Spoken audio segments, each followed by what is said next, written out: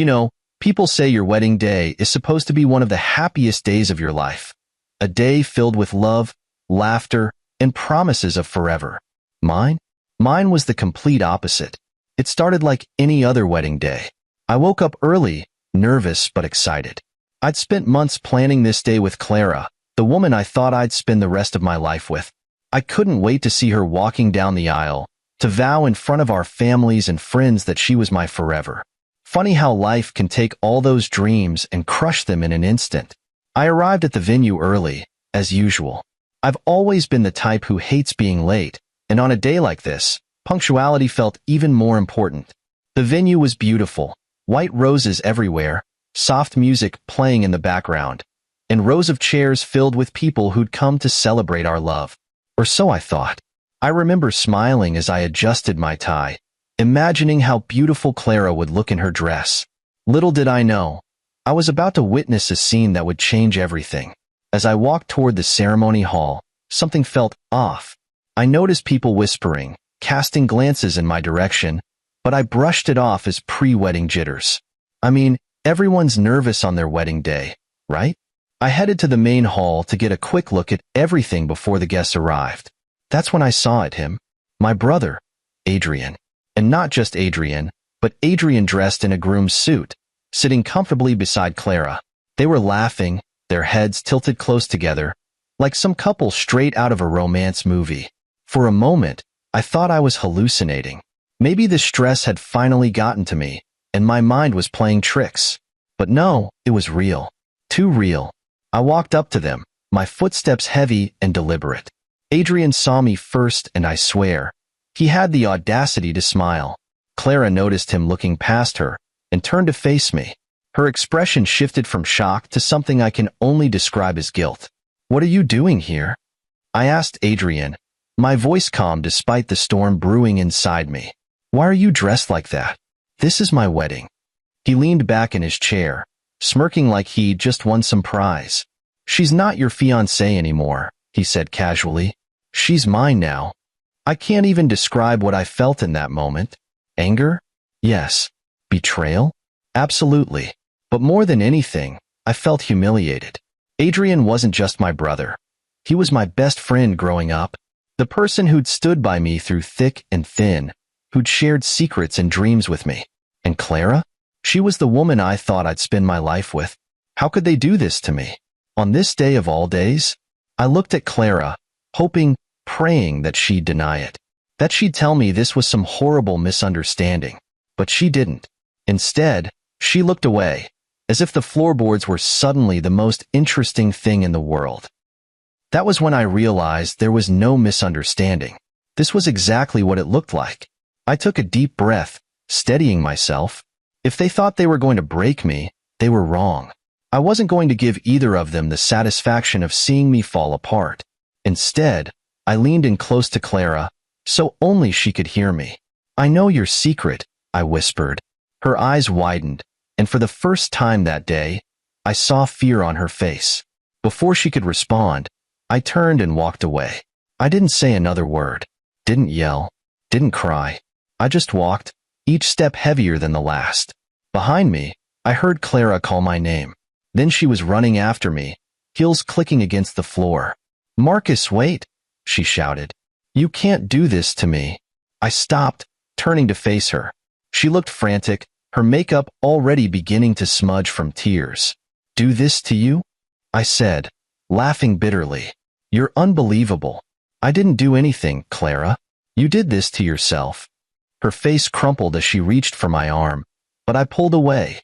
"You deserve this," I said coldly, the words cutting through the air like a knife. Then I turned and kept walking, leaving her standing there in the middle of the hall, surrounded by the ruins of what was supposed to be our wedding day. As I walked out of the venue, I didn't look back. Not at Clara, not at Adrian, not at the guests who were probably wondering what the hell had just happened. I didn't care anymore. All I knew was that I needed to get as far away from them as possible. And as painful as it was, walking away felt like the first real victory I'd had in a long time. You know what hurts the most about betrayal? It's not just the act itself. It's the signs you missed. Looking back, I should have seen it. I should have known that Adrian and Clara were hiding something. But hindsight is always 20/20, isn't it? At the time, I was too blinded by love and trust to notice the cracks forming beneath the surface. Adrian wasn't just my brother. He was my confidant, my partner in crime growing up. We were inseparable as kids, always competing, always pushing each other to be better. He was the type of person who could charm anyone, a smile that could disarm even the most skeptical stranger, and I guess I always admired him for that. Maybe that was my first mistake, putting him on a pedestal. It started subtly, as these things often do. I remember the first time I noticed Clara acting differently. We'd been together for almost 2 years, and she was the love of my life. Or so I thought. She had this laugh, you know? The kind that made you feel like the funniest person in the room. But then, that laugh started showing up at times when I wasn't the one cracking jokes. It was Adrian. Every time we were all together, she'd laugh a little too hard at his comments, her eyes lingering on him a little too long. At first, I told myself I was imagining it. Clara was affectionate with everyone. That was just her nature. And Adrian? Well, he was just being himself, outgoing, charming, larger than life. I didn't want to believe there was anything more to it. So, I brushed it off. Big mistake. The red flags kept piling up, though. There was this one time we were all at a family barbecue. Clara was helping my mom in the kitchen, Adrian was outside with the grill, and I was running back and forth, making sure everything was perfect. At some point, I noticed Clara had disappeared. She wasn't in the kitchen anymore. I checked the living room, the backyard, even upstairs. Then I found her, sitting in the garage with Adrian, laughing at something on his phone. When I walked in, they both froze. Adrian recovered quickly, flashing me that easy smile of his. "Just showing Clara some old pictures," he said, holding up his phone like it was nothing. Clara nodded, avoiding my gaze. Something felt off, but I let it go. The moments like that kept adding up. Clara would get texts during dinner and glance at her phone with a guilty look. If I asked who it was, she'd say, "Just your brother," asking something about the wedding. I'd nod, trying not to let my suspicions grow. After all, what kind of person would I be if I couldn't trust my own fiancé and brother? But the tipping point came about a week before the wedding. Clara had been distant for days, claiming she was stressed about the wedding planning. I tried to comfort her, but she kept brushing me off, saying she needed time to think. Then one evening, I overheard something I'll never forget. I was at home, working on seating arrangements for the wedding, when I heard voices in the next room. Clara's voice, soft but insistent, and Adrian's lower, almost a whisper. I couldn't make out every word, but what I did hear was enough to make my stomach drop. "I can't keep doing this," Clara said. "You don't have to," Adrian replied. "You know how I feel about you." My chest tightened. I wanted to burst into the room, to demand an explanation, but something held me back. Maybe it was denial. Maybe I needed more proof.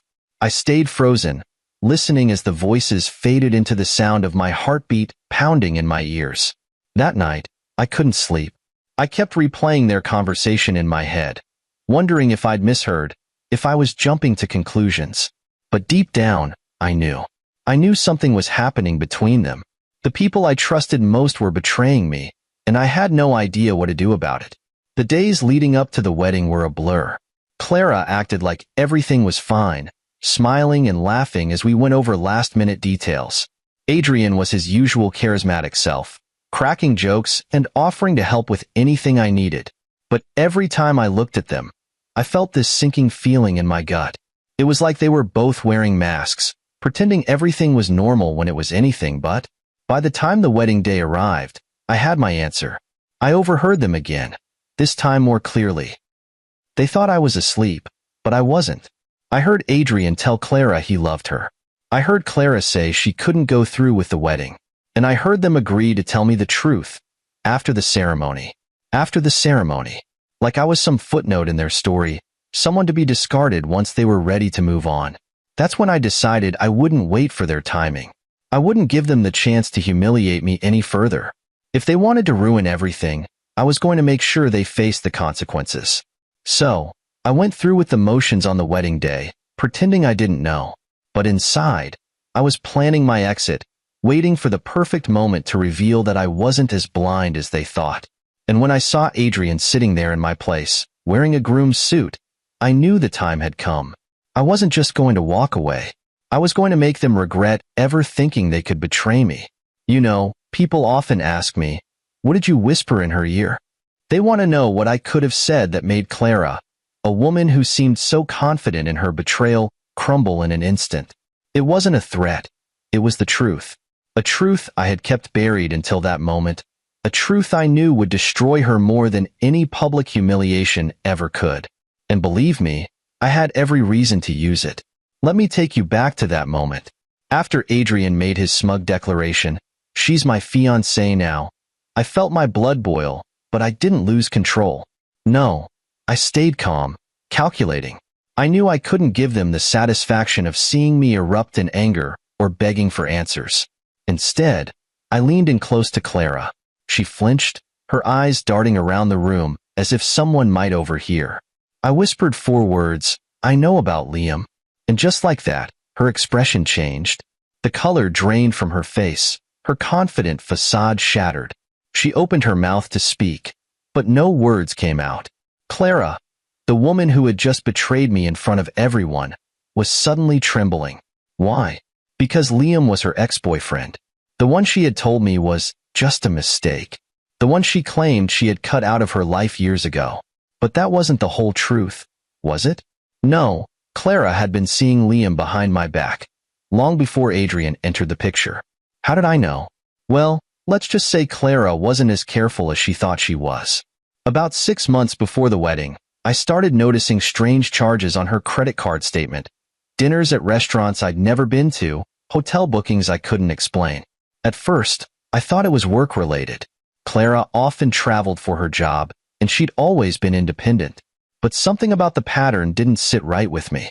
Then there was the night she forgot to log out of her email on my laptop. I wasn't snooping. I didn't have to. The notification popped up right there on the screen. A message from Liam. It wasn't long, just a few lines, but it was enough. He was thanking her for a wonderful weekend and suggesting they meet again soon. My stomach turned. I wanted to confront her right then and there, but I didn't. Instead, I decided to gather more proof. I needed to be absolutely sure before I accused her of anything. Over the next few weeks, I kept my eyes open. I noticed how often she'd work late or go out with friends. I even saw her text Liam once while we were sitting on the couch together. She thought she was being sneaky, but I knew. And yet, I stayed silent. Why? Because I was stupid enough to believe I could fix it. I thought if I gave her enough love, enough attention, she'd realize I was the one for her, not him. But Liam wasn't the end of it. When Adrian entered the picture, I began to see a pattern. Clara wasn't just unfaithful, she was greedy. She wanted it all, the comfort and stability I provided, the thrill of Liam, and the charm of Adrian. She played us all like pawns in her little game, thinking she could get away with it. But on my wedding day, I decided to flip the board. When I whispered Liam's name, I wasn't just reminding her of her infidelity. I was reminding her of the power I held. You see, Liam wasn't just some ex. He was married, and Clara knew it. Their affair had ended badly, with Liam's wife finding out and threatening to ruin Clara's career. Clara had begged Liam not to tell anyone, and as far as I knew, he hadn't. But I still had the emails, the texts, the receipts. I had everything I needed to expose her, not just to our family and friends, but to the world. And I wasn't bluffing. I leaned back after whispering her dirty little secret and watched as her confidence crumbled. She tried to grab my arm, her nails digging into my skin. "Marcus," she hissed, her voice shaking, "please don't do this." "Do what?" I said, keeping my voice low. "Tell the truth? That's more than you ever gave me." Her panic was delicious in a way I'm not proud of. For once, she wasn't in control. For once, she had to face the consequences of her actions. She started to cry, big, messy tears that smeared her makeup and left black streaks down her cheeks. But I wasn't moved. Not this time. When I turned to leave, she ran after me, grabbing at my suit jacket like a drowning woman clutching at a life raft. "You can't do this to me," she wailed. her voice echoing through the hall. You don't understand. I stopped and looked at her, really looked at her. This was the woman I had planned to marry, the woman I had trusted with my heart. And now? Now she was just a stranger, a liar, a cheat, a manipulator. I pulled her hands off me and stepped back. You deserve this, I said, my voice steady. She stood there, stunned, as I walked out of the venue. I didn't look back. I didn't need to, because for the first time in months, I felt free. Free from her lies. Free from Adrian's betrayal. Free to move on with my life. What did she do after that? I don't know, and honestly, I don't care. All I know is that in that moment, I took my power back. And let me tell you, it felt damn good. You'd think the drama would have ended when I walked out of that wedding venue, wouldn't you? But no, that was just the beginning. If you thought Clara and Adrian were the only ones to betray me, wait until you hear what happened with my family. The fallout wasn't just between the three of us. It was an explosion that dragged everyone into the mess. After I left the venue, I turned my phone off.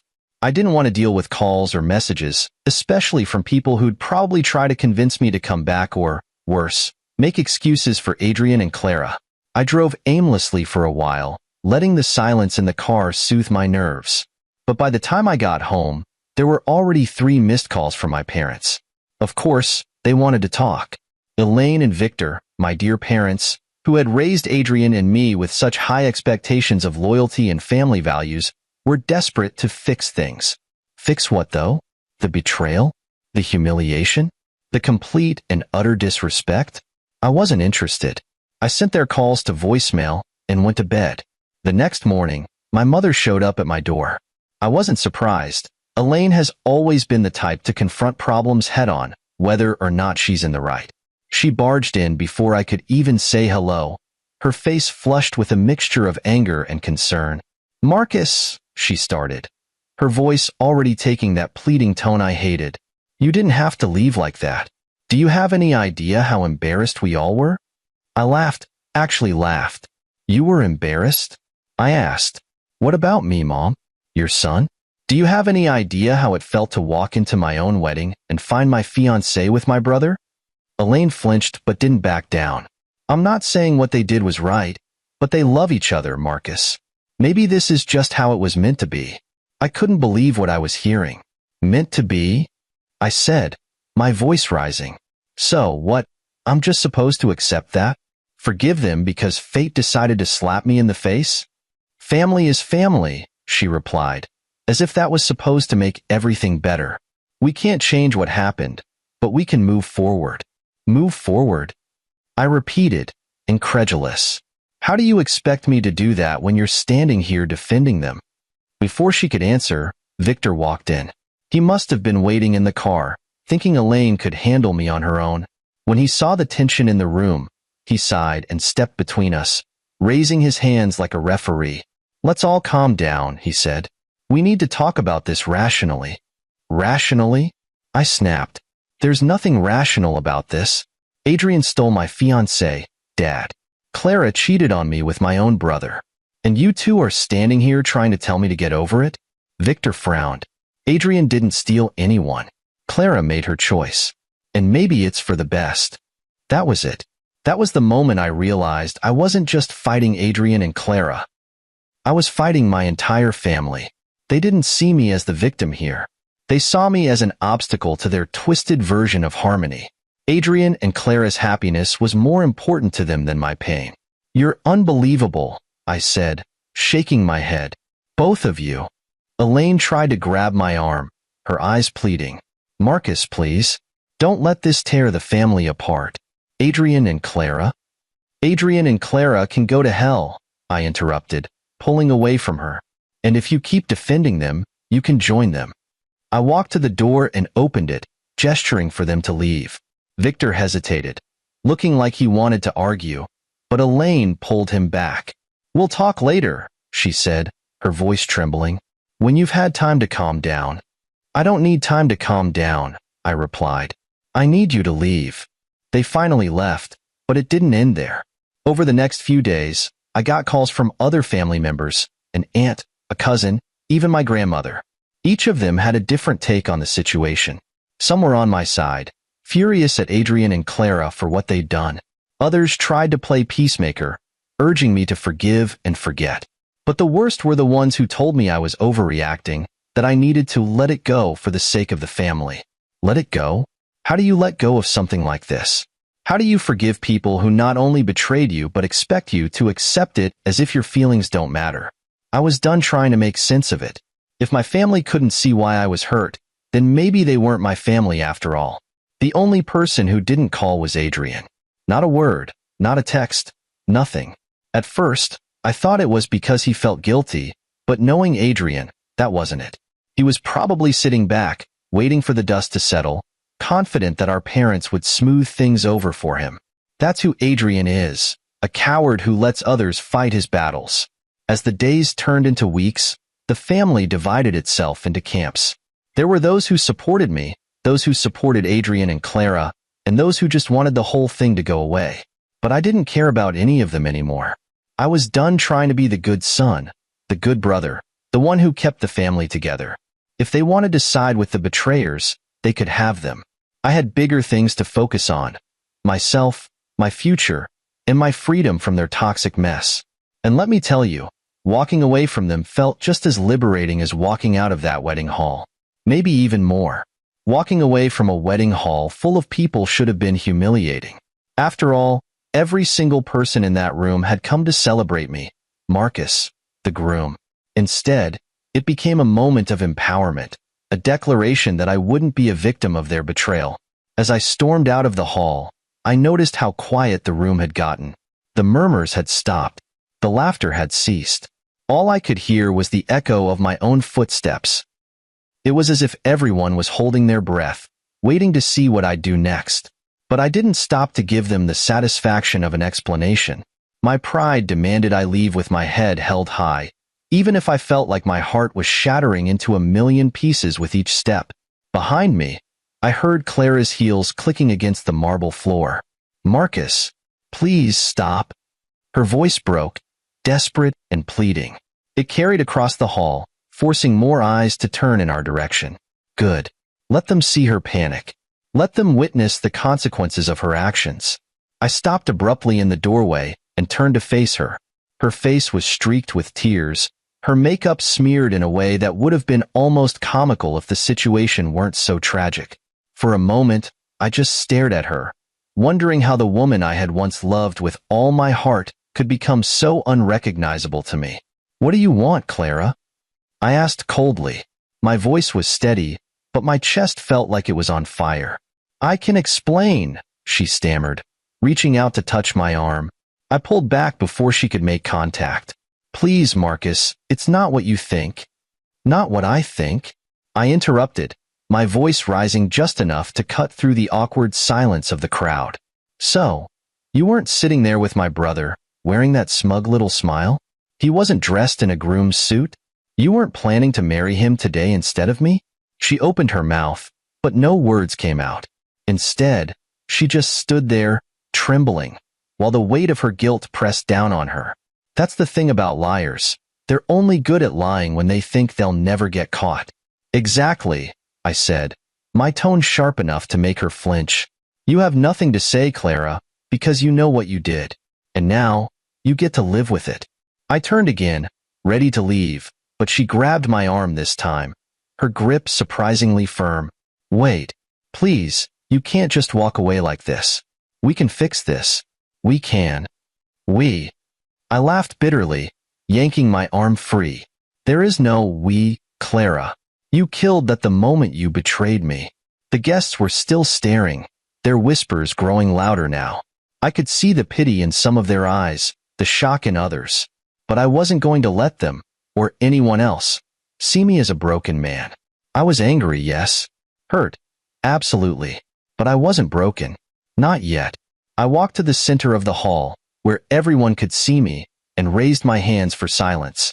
The room fell quiet almost immediately, every face turned toward me.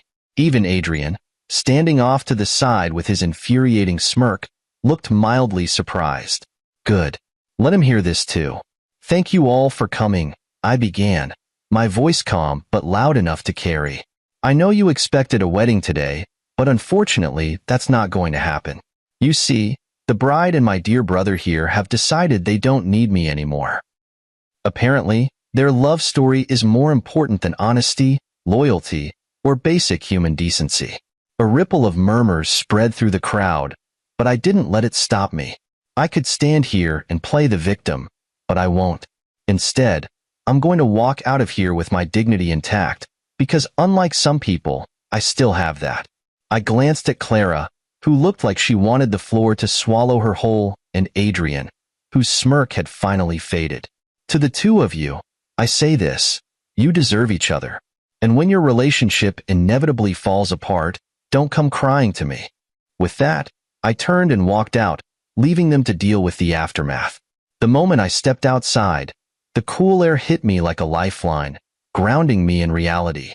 The weight of the betrayal was still there, pressing against my chest, but for the first time in days, I felt a small sense of relief. I had done what I needed to do. I had taken control of the situation. As I got into my car, I looked back at the venue one last time. Through the large glass windows, I could see Clara crumpling into a chair, her hands covering her face. Adrian stood awkwardly nearby, unsure of what to do. The guests were still murmuring, their faces a mix of confusion and judgment. It wasn't the scene I had envisioned for my wedding day, but it was the one I got, and in a strange way, it felt fitting. I drove away without looking back again. The further I got from the venue, the lighter I felt. For the first time in weeks, I wasn't consumed by the lies and deceit. I was free, not just from Clara and Adrian, but from the expectations, the pretense, and the weight of trying to make everyone else happy. For the first time, I was choosing myself, and let me tell you, that felt better than any wedding ever could. Leaving the wedding wasn't just walking out of a venue.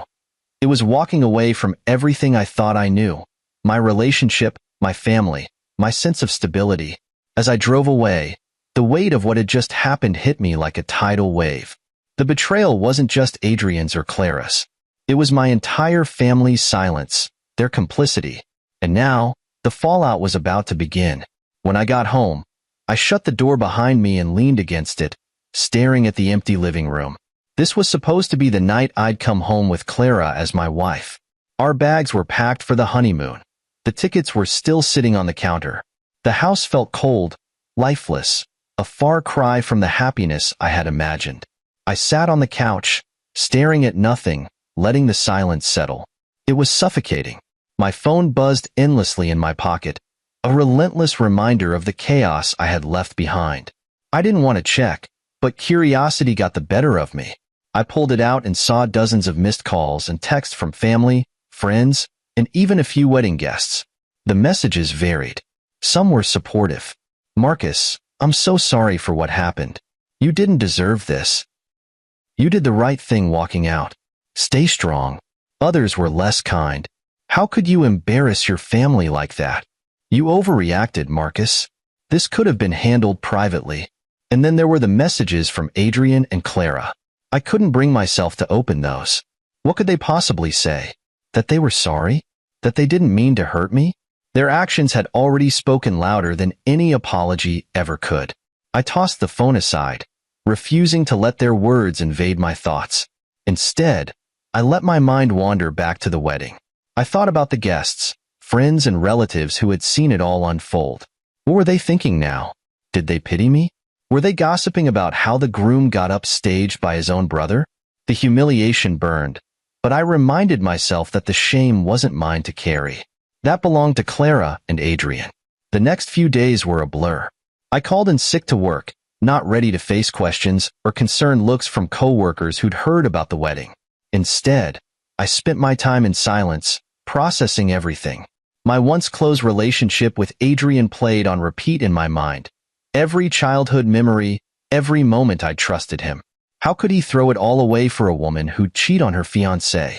And Clara, how had I been so blind to her true nature? Then came the first knock on my door.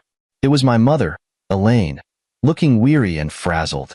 She had the nerve to act like she was the victim, launching into a long-winded explanation about how Adrian and Clara had apologized to the family and how they just wanted to move forward. "They're hurting too, Marcus," she said, as if that was supposed to matter. "Hurting?" I snapped, my voice sharp. "They're hurting because they got caught. Because I didn't sit there and let them humiliate me. Don't stand here and tell me to feel sorry for them, Mom." "But they love each other," she said weakly, as if that justified everything. "We can't change that." "And what about me?" I asked. "Do I not deserve love, respect, loyalty? Or does Adrian's happiness mean more than mine?" Her silence said it all. In that moment, I realized just how little my feelings had mattered to them. My mother wasn't here to comfort me. She was here to clean up the mess, to restore the family's reputation. It wasn't about right or wrong. It was about appearances. The knocks kept coming in the days that followed. My father, Victor, showed up next, trying to play mediator. "Look, Marcus, I'm not saying what Adrian did was right, but Clara chose him. You have to accept that." "Accept that my brother betrayed me?" I asked, incredulous. "That the woman I was supposed to marry cheated on me with him? You're asking too much, Dad." He sighed, as if I was being unreasonable. "Family is family. You can't let this destroy us." But it already had. Every knock, every plea from my parents, cousins, and even family friends only deepened the wound. They weren't on my side. They wanted me to forgive and forget, to act like nothing had happened, all for the sake of keeping the family intact. But I couldn't do that. I wouldn't. Then came the messages from Adrian himself. At first, they were smug. "I know you're angry, but you'll get over it. Clara and I were meant to be." Then they shifted to defensive. "You're making this a bigger deal than it needs to be. People fall out of love all the time." Finally, they became desperate. "Please, Marcus, can we just talk? We're still brothers." I ignored every one of them. Adrian had made his choice, and so had Clara. Now it was my turn to make mine. And I chose me. I chose to walk away from the toxic mess they had created, from the family that prioritized their happiness over my pain. But the fallout wasn't over yet. As the weeks passed, more details about Clara and Adrian's relationship began to surface. Mutual friends told me that their affair had been going on for months, maybe even a year. They had been sneaking around behind my back, laughing at my trust, my naivety. I heard that Clara had even introduced Adrian to her friends as the man she really loved, while still planning our wedding. The betrayal ran deeper than I'd realized. It wasn't just a moment of weakness, it was a calculated choice. And that realization was both devastating and liberating. It hurt like hell, but it also freed me from any lingering doubts. I didn't need closure from them. I didn't need their apologies or explanations. I had all the answers I needed. They were selfish, and I was better off without them. In the end, I chose to focus on myself. I blocked Adrian and Clara's numbers, stopped answering my parents' calls, and cut ties with anyone who tried to guilt me into reconciliation. It wasn't easy, but it was necessary. Because sometimes the only way to heal is to let go, even if it means walking away from the people who were supposed to love you the most. After cutting ties with my family, I found myself standing at the edge of a new chapter in my life. It wasn't a clean slate, not entirely. There were still scars, and the echoes of betrayal lingered in the back of my mind. But for the first time in a long while, I felt like I was in control of my own story. No more lies. No more fake smiles. Just me, figuring out how to rebuild from the ground up. I threw myself into my work, not just as a distraction but as a way to reclaim my sense of purpose. My career had always been important to me, but during the engagement, I'd let it take a back seat. Clara had demanded so much of my time, insisting on endless wedding preparations, constant reassurances, and whatever else fed her ego. Now, with her out of the picture, I had the freedom to focus on what truly mattered. And let me tell you, that focus paid off. I landed a major project at work, a high-stakes deal that required all my attention. Late nights, early mornings, and countless meetings filled my days, leaving little room for dwelling on the past. My efforts didn't go unnoticed. Within a few months, I was promoted, and for the first time since the wedding fiasco, I felt genuinely proud of myself. Not because I was proving anything to Clara or Adrian, but because I was proving it to me. But work wasn't enough. I knew I couldn't hide behind my desk forever. Life isn't just about climbing the ladder. It's about the connections we make along the way. And yet, that was where the real challenge lay. Trust doesn't come easy after betrayal. Not when the people who were supposed to love you the most turned out to be the ones who hurt you the worst. Still, I forced myself to step out of my comfort zone. I started reconnecting with old friends, people who'd stood by me during the fallout, but whom I'd unintentionally pushed away in my anger and grief. To my surprise, they welcomed me back with open arms. No judgment, no awkward questions, just support and laughter, the kind that reminded me life could still be good.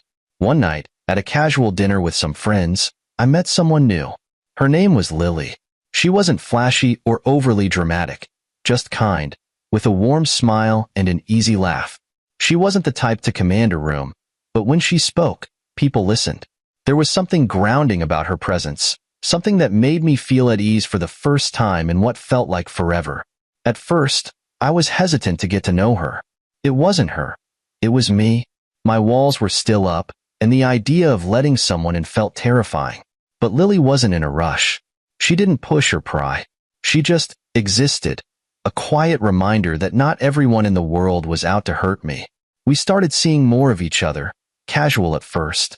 Coffee dates turned into dinners, and dinners turned into long walks where we'd talk about everything and nothing. She told me about her love for photography, her childhood spent exploring national parks, and her dream of opening an art studio someday. In return, I told her about my work, my love for hiking, and bits of my family drama. I didn't dive into the mess of Clara and Adrian right away, but I gave her enough to understand that trust wasn't easy for me. Lily didn't judge or offer unsolicited advice. She just listened, and that meant more to me than I could put into words.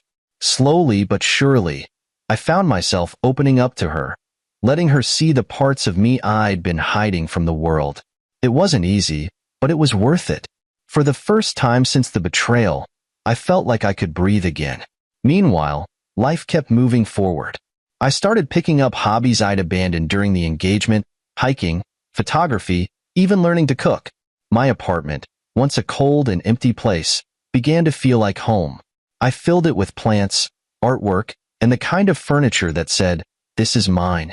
It was a small thing, but reclaiming my space felt symbolic of reclaiming my life. Every now and then, thoughts of Clara and Adrian would creep in.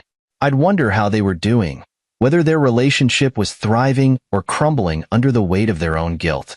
But those thoughts became less frequent over time. They didn't deserve my energy, and I wasn't about to let them occupy any more space in my head than they already had. One day, I got a text from an old mutual friend. It was a simple message, "Proud of how far you've come, Marcus. You deserve this." It hit me harder than I expected. For so long, I'd been fighting to prove to myself, and maybe to others, that I was okay.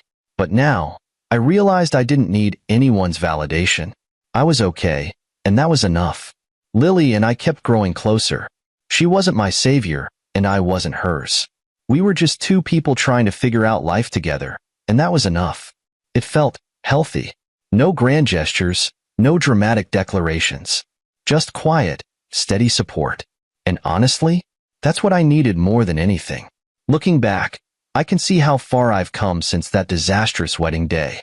I'm not the same man I was then, and that's a good thing. I've learned to value myself, to set boundaries, and to let go of people who don't deserve a place in my life. It hasn't been easy, but it's been worth it.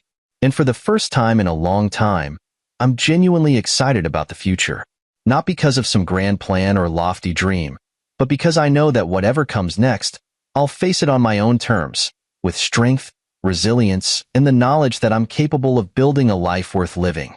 It had been months since I walked out of that wedding hall and left Clara and Adrian to deal with the aftermath of their betrayal. In all that time, I hadn't heard a word from Clara, not directly anyway.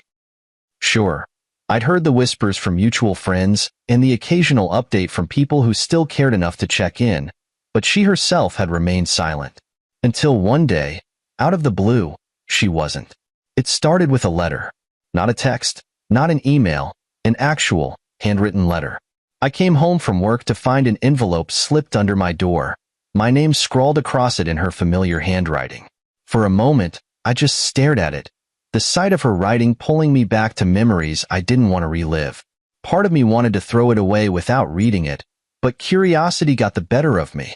So, I sat down at the kitchen table, opened the envelope, and began to read. The letter was long. Pages upon pages of Clara pouring her heart out in a way she never had before. She started with an apology, of course. "Marcus, I know I don't deserve your forgiveness, but I need to say this anyway." She went on to describe how sorry she was for everything she'd done, how she'd never meant to hurt me, and how she had let her own selfishness ruin something good. At first, I rolled my eyes. This wasn't anything I hadn't heard before, not from her directly but from others. Apologies are easy when you're dealing with the consequences of your actions. What mattered to me wasn't whether she felt sorry. It was that she'd chosen to betray me in the first place. But as I read further, something shifted. She wasn't just apologizing. She was unraveling. She talked about how Adrian had promised her the world, how he'd convinced her that what they had was special, that it was worth betraying me for. She admitted she'd been swept up in the thrill of it all, blinded by the attention and the excitement of being with someone as charismatic as Adrian. And then came the part that truly caught me off guard. "He left me," she wrote. "Adrian left me. I should have seen it coming. He's not the man I thought he was, Marcus. He's selfish, manipulative, and cruel. He used me just like I used you." I won't lie, that part stung. Not because I still had feelings for her, but because it validated something I had known all along. Adrian hadn't just betrayed me. He had betrayed everyone. He wasn't capable of true loyalty, not to me, not to Clara, not to anyone. Clara went on to describe how their relationship had fallen apart. The cracks had started showing almost immediately after the wedding never happened. The pressure of being together without the secrecy, without the thrill of sneaking around, had revealed the truth about their dynamic. Adrian wasn't interested in building a life with her. He was interested in the chase. Once he had her, he lost interest. She described nights spent arguing, days filled with tension, and, eventually, the moment when he told her he was done. "I know this doesn't change anything," she wrote, "but I thought you deserved to know. You were right about him.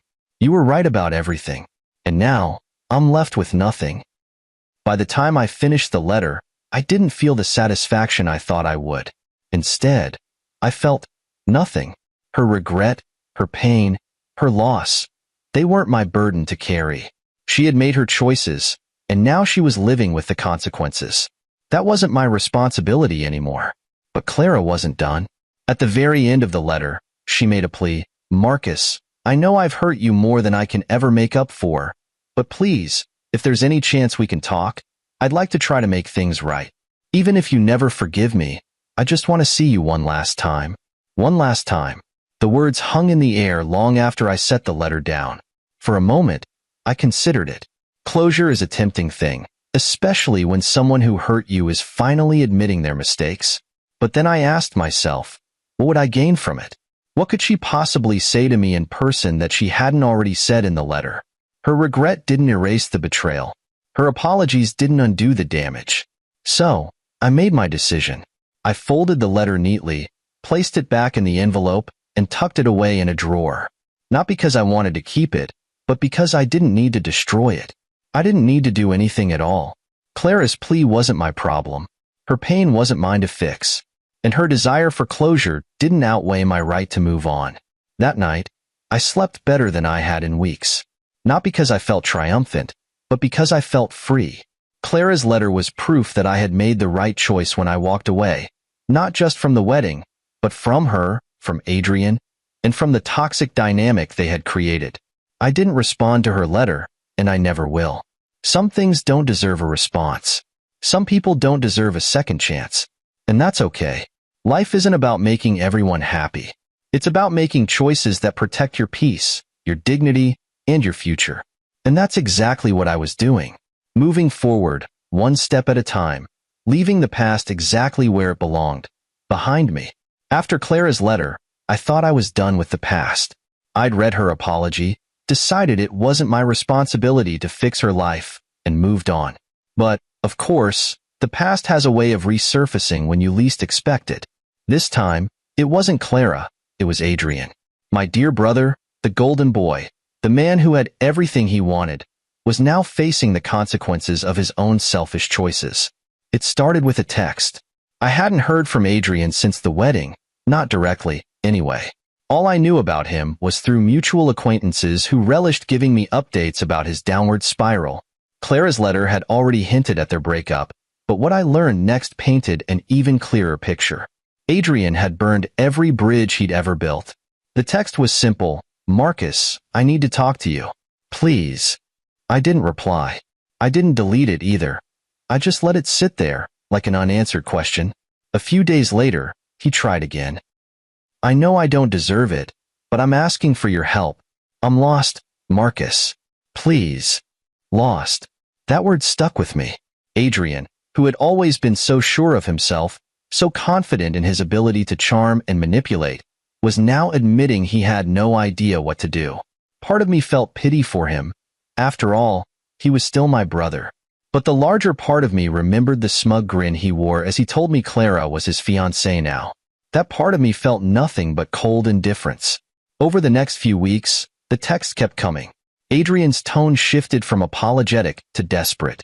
He revealed that Clara had left him, just as she'd said in her letter. His career had taken a nosedive, too, apparently. His reputation as a backstabber extended beyond personal relationships. No one trusted him anymore, and he was struggling to find work. Even our parents, who had defended him so vehemently, had begun to pull away. I've lost everything, Marcus. I don't know what to do. It was a dramatic fall from grace, and honestly, it was hard to feel anything but vindicated. This was karma in its purest form. Adrian had spent his life taking what he wanted without regard for the people he hurt along the way, and now he was paying the price. It wasn't satisfying in the way I thought it would be, it was just inevitable. But Adrian wasn't the only one facing consequences. Clara's betrayal had exposed the cracks in our family's foundation. Our parents, Elaine and Victor, were struggling to hold things together. Their attempts to mediate between Adrian and me had backfired spectacularly, leaving them caught in the middle of a mess they couldn't clean up. For once, they couldn't fix it, and I wasn't going to let them try. I kept my distance, focusing on my own life instead. Work was going well, better than well. Actually, after months of pouring myself into my career, I'd landed a promotion that put me in charge of a major project. It was the kind of opportunity I dreamed about for years, and I wasn't about to let anything distract me from it. And then there was Lily. She was a quiet but steady presence in my life, someone who reminded me that not all relationships had to be fraught with drama and betrayal. She didn't push me to talk about my past, but when I did, she listened without judgment. She became my safe space, a reminder that trust could be rebuilt, one small step at a time. One evening, after a long day at work, I found myself reflecting on everything that had happened. The wedding, the betrayal, the fallout with my family. It felt like a lifetime ago, even though it had only been months. I thought about Clara's plea for closure, Adrian's desperate texts, and my parents' strained attempts to reconcile us. And I realized something. I didn't need them anymore. For so long, I had defined myself by my relationships with other people. As a son, as a brother, as a fiancé. But now I was just Marcus. And that was enough. Life didn't suddenly become perfect after that realization. I still had moments of doubt, moments when the old wounds ached and the memories crept in. But those moments were fleeting. They no longer defined me. Instead, I let them fuel my determination to keep moving forward. A few months later, I received an invitation to speak at a professional event. The theme was resilience, how to bounce back from setbacks and turn failures into opportunities. At first, I hesitated. Public speaking had never been my thing, and the idea of sharing my story with strangers felt daunting. But then I realized something. My story wasn't just about betrayal. It was about survival, growth, strength. So, I accepted. When I stood on that stage and shared my journey, I didn't mention Clara or Adrian by name. I didn't need to. The audience didn't need the specifics. They needed the message. And that message was simple. You don't have to let betrayal define you. You can rebuild. You can thrive. And you can find peace, not through revenge, but through choosing yourself. As I walked off the stage to a standing ovation, I felt a sense of closure I hadn't expected. Not because I'd forgiven Adrian or Clara, I hadn't and I didn't need to, but because I had finally forgiven myself. For trusting the wrong people. For ignoring the red flags. For holding on longer than I should have. That was my triumph. Not a dramatic confrontation or a grand gesture, but the quiet, steady realization that I was stronger than I'd ever given myself credit for. Adrian's fate was his own to deal with, and Clara's regret was hers to bear. I didn't need to carry their burdens anymore. For the first time in years, I was free. And that freedom? That was the greatest victory of all.